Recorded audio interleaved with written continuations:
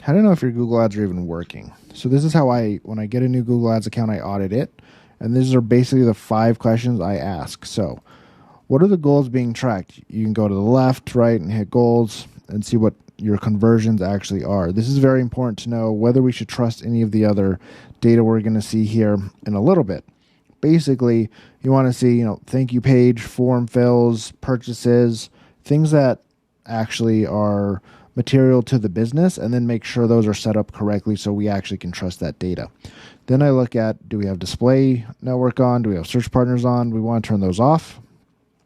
If these are on, then we can't trust, even if we have the proper goals, we can't trust them because it's all going to be bot traffic. And then I look at the bidding strategy. Are we running max conversions, target TCPA, as I would call it, max clicks, right? Manual clicks, what is it? This just kind of tells us, is there a little bit of optimization there? If it's max clicks, maybe the traffic is max clicks and display, throw it away, rebuild it, basically. Then we look at what is the CTR. We want a CTR above 5%. Ideally, this is a good rule of thumb for any campaign you ever look at.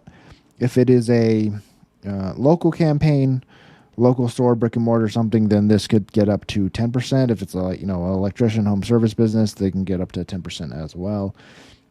And then if all of this is good, we want to look at conversion rate. We also want this above 5%. That's the wrong gator. We want the gator to eat the CVR. So we also want that to be above 5%.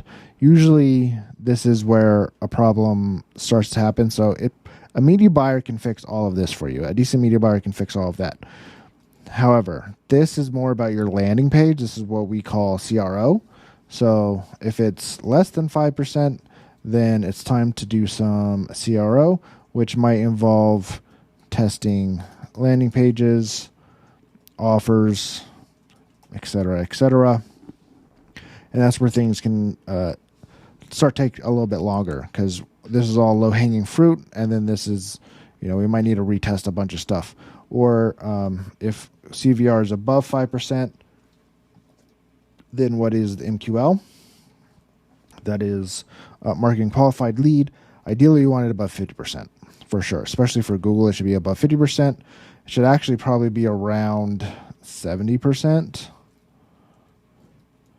For sure. Marketing qualified lead means they answered correctly on the form.